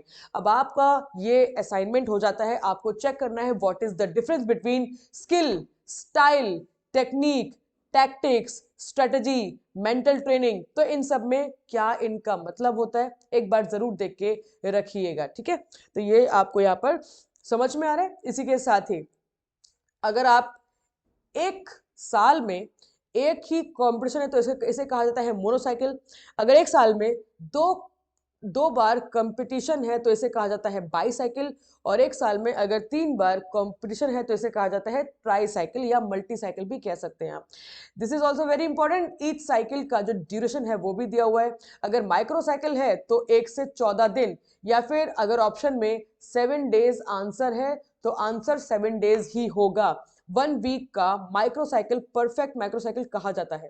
मीजो आ गया आपका 2 वीक्स टू 6 वीक्स का मीजोसाइकिल, एंड मैक्रोसाइकिल आ गया आपका several months to a year. अगर एग्जैक्टली 1 साल का प्लान है तो इसे कहा जाता है annual training plan, annual training plan.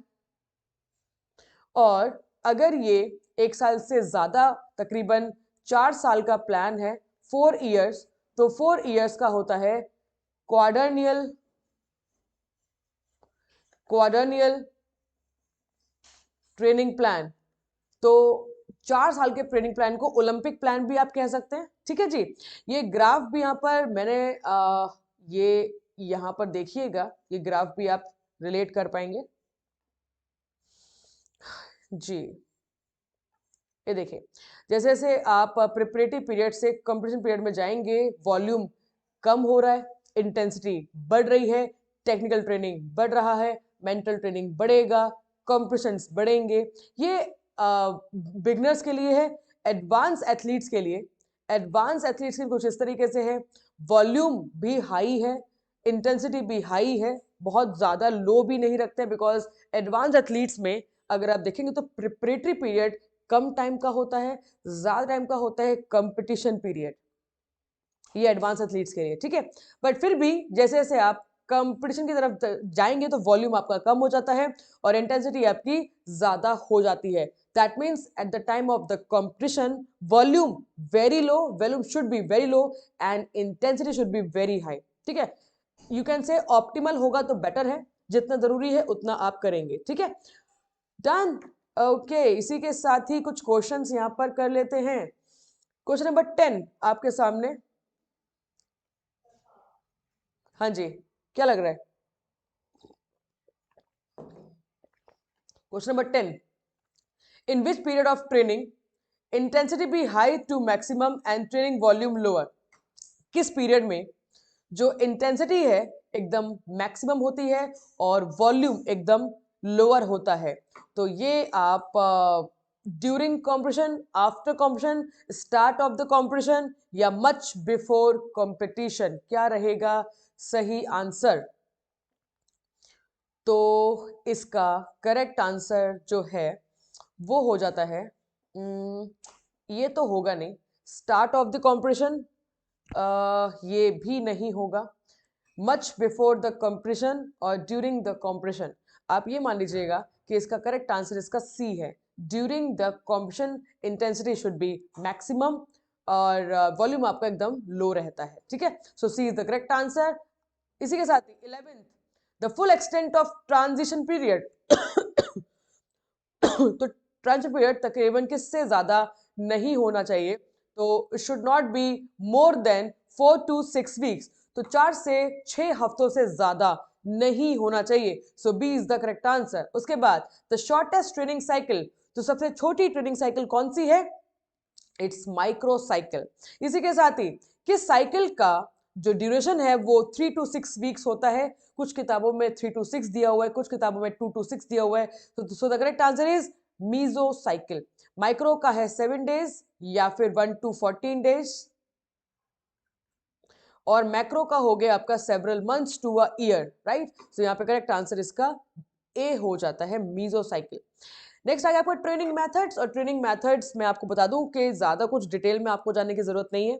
Continuous training programme, अब ये तब यूज़ करते हैं जब आप अरेबिक ट्रेनिंग दे रहे हैं, और अरेबिक ट्रेनिंग में without interruption, without without recovery, without resting period, जब आप कंटिन्यू ट्रेनिंग देते हैं तो उस टाइप की ट्रेनिंग को कहा जाता है कंटिन्यूस ट्रेनिंग प्रोग्राम, जो कि किसने प्रपोज्ड किया? डॉक्टर अर्नस्ट वैन एकिन, और जिसका पर्पस है एरोबिक कैपेसिटी इंप्रूव करना, एनारोबिक थ्रेशोल्ड इंप्रूव करना, and local muscular endurance improve करना। तो ये बेसिकली बेसिक एंडोरेंस डेवलप करने के लिए ये प्रोग्राम होता है।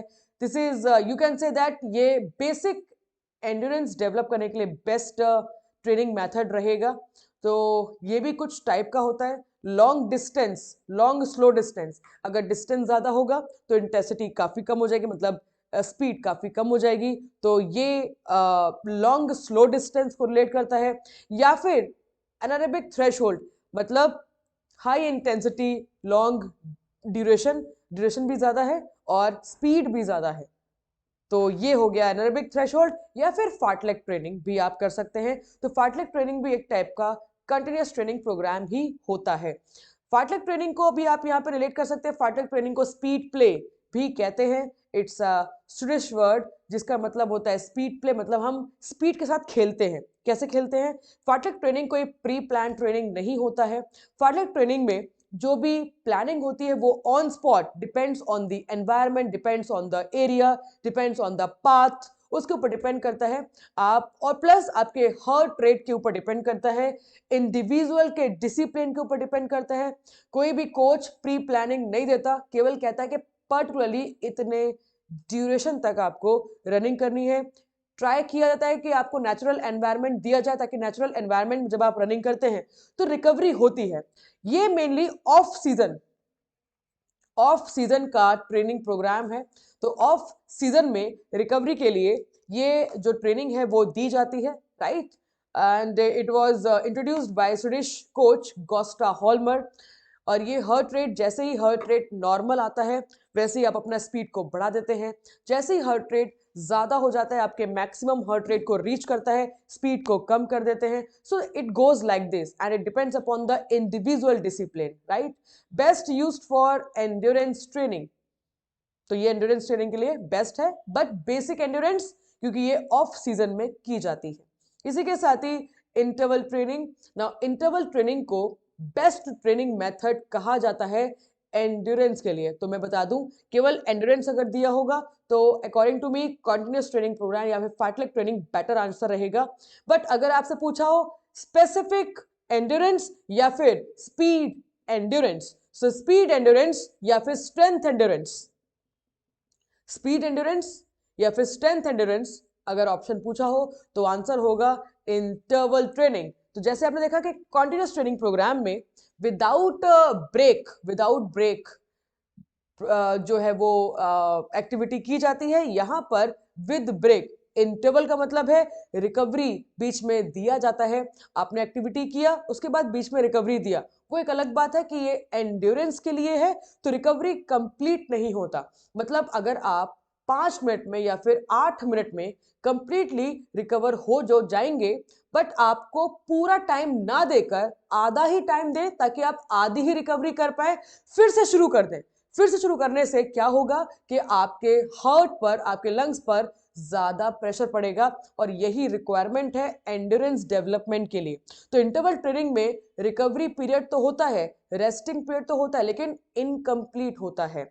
अब ये दो टाइप का होता है, इंटेंसिव जिसका इंटेंसिटी ज्यादा होता है और ड्यूरेशन कम होती है, एक्सटेंसिव जिसका इंटेंसिटी कम होता है और ड्यूरेशन ज्यादा होती है। ठीक है जी। डेवलपिंग स्पीड एंड्योरेंस, तो इंटेंसिव के लिए,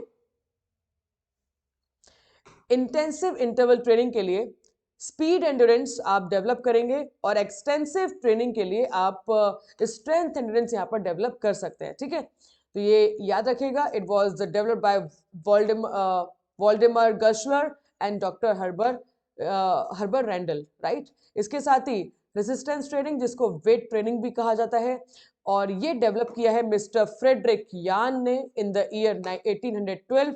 इसका मेन पर्पस है आपकी मस्कुलर स्ट्रेंथ को डेवलप करना, मस्कुलर पावर को डेवलप करना, मस्कुलर एंड्योरेंस को डेवलप करना।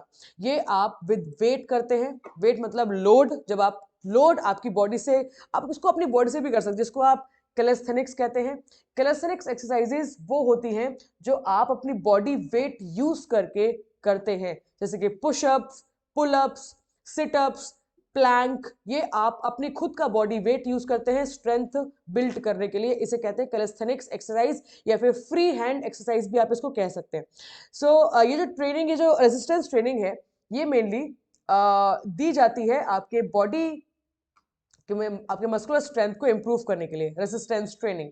ओके, ये भी आपको समझ में आ रहा है। इसी के साथ ही सर्किट ट्रेनिंग, एंड जैसे कि आप इसके नाम में जान रहे हैं सर्किट, यहाँ पर कुछ स्टेशंस होते हैं और ये जो स्टेशंस हैं ये मैक्सिमम हो सकते हैं 12 और मिनिमम हो सकते हैं 6। तो ये जो अलग अलग स्टेशंस बनाए जाते हैं, इन अलग अलग स्टेशंस पे अलग अलग एक्टिविटीज करवाई जाती है, सो दैट आप एक ही साथ एक ही जगह पे बहुत सारी एक्टिविटीज एक साथ कर पाए। तो इस टाइप की ट्रेनिंग को कहा जाता है सर्किट ट्रेनिंग, और ये ट्रेनिंग इंट्रोड्यूस करी है इन द ईयर 1953। कहीं कहीं पर 1957 भी दिया हुआ है, कहीं कहीं पर 1953 भी दिया हुआ है, बट मोस्टली जगह पे 1953 ही मिलेगा आपको। तो दैट इज वाई मैंने यहाँ पर यही लिखा हुआ है। Bye R.E. Morgan and G.T. Anderson के द्वारा ये ट्रेनिंग इंट्रोड्यूस की गई थी। इसका मेन पर्पस, ये सारे ही पर्पस के लिए है, almost anaerobic, aerobic, flexibility, strength, endurance, सभी आप इसमें डेवलप कर सकते हैं। लेकिन जो ज्यादा जो मतलब जो किताब में लिखा हुआ है वो है स्ट्रेंथ एंड्योरेंस। जैसे कि आप ये एक नोट देखिएगा, circuit training is best to develop strength endurance. It was introduced by Morgan and G.T. Anderson. Continuous training, doctor Ernst when एकेन, जो कि बेसिक एंड्योरेंस के लिए बेटर है। फार्टलेक ट्रेनिंग बाय गोस्टा हॉल्मर, जो कि एंड्योरेंस के लिए बेटर है। इंटरवल ट्रेनिंग एंड्योरेंस, बट कौन सी? स्पीड एंड्योरेंस, स्पीड एंड्योरेंस के लिए बेस्ट है। वॉल्डेमर गर्शलर। आइसोमेट्रिक, हैटिंगर एंड मूलर, स्ट्रेंथ के लिए। आइसोटोनिक, डॉक्टर लॉर्मी, स्ट्रेंथ के लिए। एंड आइसोकाइनेटिक, जे पेराइन, स्ट्रेंथ के लिए। तो ये मैंने एक किताब में से ये इमेज लिया है, काफी अच्छा लगा, तो मैंने एज इट इज इसको यहाँ पर आपके लिए प्रेजेंट किया हुआ है। ठीक है, ये आपका जो टॉपिक है ये कंप्लीट हो जाता है पिराइजेशन में से। क्वेश्चंस कर लेते हैं यहाँ पे फटाफट। Number 14 question number, chief thought for effective periodization should be. अगर आपको पिराइजेशन इफेक्टिव करनी है तो उसके लिए सबसे ज्यादा इंपॉर्टेंट चीज क्या है? तो skill development, development of tactics, base creation, या फिर अचीवमेंट ऑफ टॉप फॉर्म। तो यहाँ पे करेक्ट आंसर होगा अचीवमेंट ऑफ टॉप फॉर्म, तो D is the correct answer. 15th का जो क्वेश्चन है, slow continuous, fast continuous and fartlek method, ये किसकी वेरिएशंस हैं? तो ये वेरिएशंस हैं कंटिन्यूअस मेथड की, कंटिन्यूअस मेथड। ओके, इसी के साथ ही 17th, और जो ऑप्शंस आपको नहीं पता जाके जरूर देखिएगा कि ये ऑप्शंस मैम ने नहीं बताए तो इनका क्या मतलब हो सकता है। The circuit training was first started and explained bye, circuit training, हाँ जी, किसने किया है ये बताइए? मॉर्गन एडम्सन ने, कॉस्टा हॉल्मर, जे पेराइन? ये मैं आपके ऊपर छोड़ती हूँ, बताइए जरा, ये तो इजी रहेगा। हाँ जी, full extension period of introductory period for allied athletes, तो एलाइड एथलीट्स के लिए इंट्रोडक्टिव पीरियड कितने टाइम का होता है? अगर आप नॉर्मल और बिगनर्स की बात करेंगे तो उनके लिए होता है 3 से 6 महीना, बट जो एलाइट एथलीट्स होते हैं उनके लिए होता है 1 से 2 महीना, तकरीबन 1 से 2 महीने का टाइम होता है एलाइट एथलीट्स के लिए प्रिपरेटरी पीरियड में, इंट्रोडक्टिव पीरियड में, क्योंकि इनका ज्यादा टाइम इनका एडवांस ट्रेनिंग में ही जाता है। तो 1 to 2 months, B is the correct answer for this. एक और क्वेश्चन है यहाँ पर, the major aim of transition period, तो ट्रांजिशन पीरियड का मेजर एम क्या है? तो यहाँ पर करेक्ट आंसर इसका होगा recovery, recovery is the major aim. And 19 question number, the best season for doing interval training. देखिए, जब अगर यहाँ पे लिखा होता फार्टलेग ट्रेनिंग तो करेक्ट आंसर होता off season, interval training off season, mid season, या फिर कंपटीशन पीरियड। देखिए, कंपटीशन में ट्रेनिंग ज्यादा नहीं करवाई जाती, तो यहाँ पे मिड सीजन इसका सही जवाब होगा, क्योंकि इंटरवल ट्रेनिंग एंड्योरेंस के लिए रिलेट करता है और एंड्योरेंस हाई वॉल्यूम के लिए रिलेट करता है। तो ज्यादा जो वॉल्यूम है वो ड्यूरिंग कॉम्पिटिशन या फिर बिफोर कॉम्पिटिशन नहीं दी जाती। That is why interval training में आप कम स्पीड और ज्यादा एंड्योरेंस को रिलेट करते हैं। दैट इज वाई यहां पर करेक्ट आंसर इसका मिड सीजन होगा। So B is the correct answer. ठीक है जी, इसके साथ ही नेक्स्ट हम चलेंगे ड्रग्स एंड डोपिंग की तरफ। And the last topic is drugs and doping, और ये जो मैंने एक इमेज ली है वो सरस्वती पब्लिकेशंस जो बुक है क्लास 11th की, ये काफ़ी सही रहेगा क्योंकि ज़्यादा कुछ इसमें से आता नहीं है, अगर आएगा तो एज इट इज एक आधी क्वेश्चन यहाँ पर बनेगा, तो ये भी अगर आप एक बार पढ़ लेते हैं, देख लेते हैं, तो भी आपको क्लियर हो जाएगा। जैसे कि आप यहाँ पर देख पा रहे हैं कि कुछ ड्रग्स के नेम्स दिए हुए हैं, जैसे कि anabolic steroids, corticosteroids, diuretics, stimulants, narcotic analgesic and beta blockers, जिसमें अगर आपने इफेक्ट्स भी पढ़ लिया तो भी आपके लिए काफ़ी रहेगा। यही से ही सवाल बनता है। एनाबोलिक स्टेरॉइड्स किस लिए होते हैं? एनाबोलिक स्टेरॉइड्स जो है वो आर्टिफिशियल डेरिवेटिव है टेस्टोस्टेरोन हार्मोन का। Testosterone hormone is a male hormone जो कि मेल में स्ट्रेंथ और मसल मास प्रोवाइड करती है, तो इसी का आर्टिफिशियल डेरिवेटिव है एनाबोलिक स्टेरॉइड्स। अगर इसको कंज्यूम करते हैं तो इसी रीजन से हमारी बॉडी में जो मसल मास है वो इंक्रीज हो सकता है और मस्कुलर स्ट्रेंथ बढ़ जाती है। तो कई बार वुमेन्स भी इसे कंज्यूम करती हैं, जिसकी वजह से उनमें भी मेल कैरेक्टरिस्टिक्स देखे जाते हैं, पाए जाते हैं। So that is the reason. Plus it is also use for body weight. अगर आपको बॉडी वेट को रिड्यूस करना है, लीन लीन मसल मास अगर आपको इंप्रूव करना है, तो भी ये एनाबोलिक स्टेरॉइड्स कंज्यूम किए जाते हैं। तो ये इसका इफेक्ट है, इतना काफी है आपके समझने के लिए। कॉर्टिकोस्टेरॉइड्स ये एग्रेशन इंक्रीज करता है और फैटीग को रिड्यूस करता है। आपको बहुत ज़्यादा एनर्जेटिक फील होगा, आप बहुत ज़्यादा स्टिमुलेटिंग फील करेंगे। ये तब आप कंज्यूम करेंगे जिस कंडीशन में आपकी बॉडी में जब आपको लगे कि बहुत ज़्यादा, जैसे कि आप वेट ट्रेनिंग की बात करें या फिर बॉक्सिंग की बात करें, रग्बी की बात करें, तो उस टाइम पर जो कॉर्टिकोस्टेरॉइड्स, कॉर्टिसोल जो हार्मोन है उसका आर्टिफिशियल डेरिवेटिव होता है जो आपकी बॉडी को स्टिमुलेट करने के लिए हार्मोन रिलीज होती है। सो ज़्यादा स्टिमुलेट करने के लिए आप ये कंज्यूम कर सकते हैं ड्रग। इसी के साथ ही डायूरेटिक्स ये तब कंज्यूम करते हैं जब आपको अपनी बॉडी वेट एकदम से रिड्यूस करना हो। बॉडी वेट एकदम से रिड्यूस कैसे हो सकता है? जैसे ही आप ये जब ये ड्रग कंज्यूम करेंगे तो बॉडी का जो वाटर लेवल है वो एकदम से कम हो जाएगा।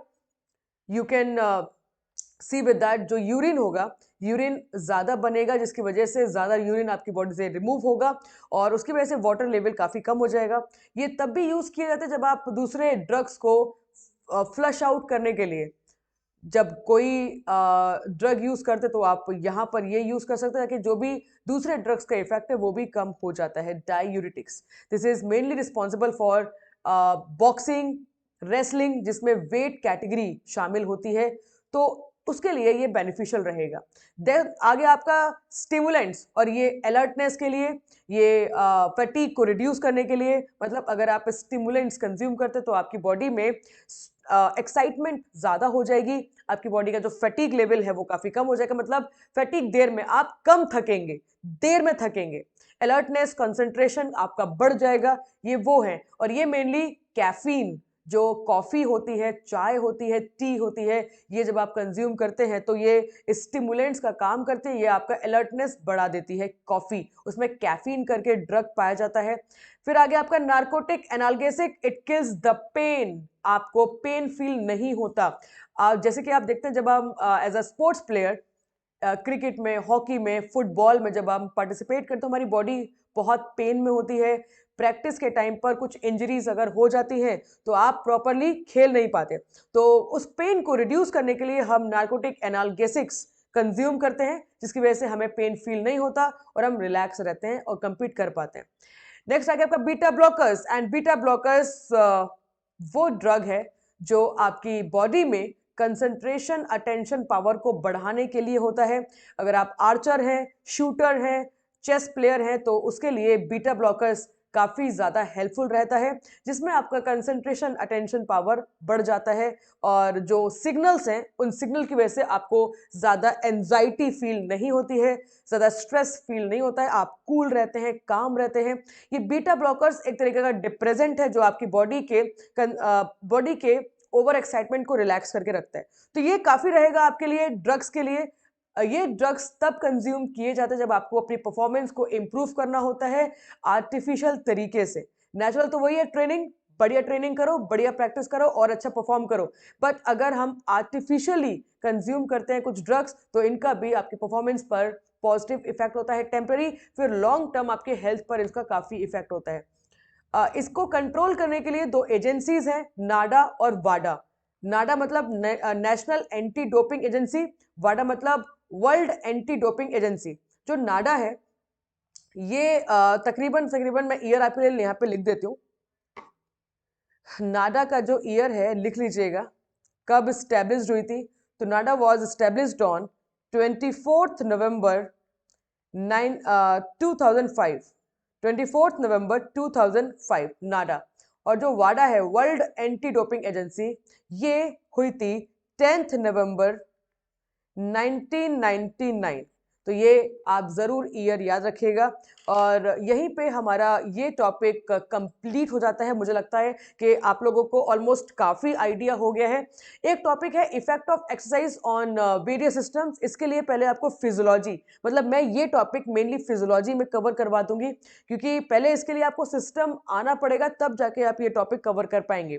तो मेरे अकॉर्डिंग स्पोर्ट्स ट्रेनिंग आप यहाँ पर कवर कर जाएंगे। अब बात आती है क्वेश्चन प्रैक्टिस की। तो क्वेश्चन प्रैक्टिस के लिए मैं सेपरेट वीडियो अपलोड करूंगी, तो आप ये वीडियो और क्वेश्चन प्रैक्टिस का वीडियो साथ में देखिएगा।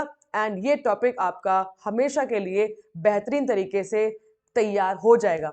मुझे कमेंट करके, अगर आप यहां तक वीडियो को देखते हुए यहां तक अगर आ गए हैं, तो इसका मतलब है आपको वीडियो सच में पसंद आया है। अगर आपको सच में वीडियो पसंद आया है तो मुझे कमेंट करके जरूर जाइएगा, क्योंकि आप वो स्टूडेंट हैं जिन्होंने इतना टाइम मुझे दिया है। मेरा वीडियो आपने इतना लाइक किया, इतना पसंद किया और यहां तक देखा, तो कमेंट जरूर करके जाइएगा, लाइक करिएगा। और अगर कहीं पर भी कुछ भी गलत लगे, कुछ भी अगर आपको लगे कि ये कंफ्यूजन है, तो हमें टेलीग्राम पर मैसेज करिए, मैं वहां पर अवेलेबल रहती हूँ। टेलीग्राम ग्रुप को ज्वाइन करने के लिए इसके डिस्कशन में आपको पिन करके मैसेज मिल जाएगा। आप उस पर ज्वाइन करके, आप उस पर क्लिक करके ज्वाइन कर लीजिएगा टेलीग्राम ग्रुप, सो दैट आप हमसे डायरेक्ट इंटरेक्शन कर पाए। तो thank you so much for watching.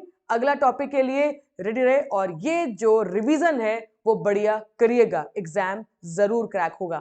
Thank you so much.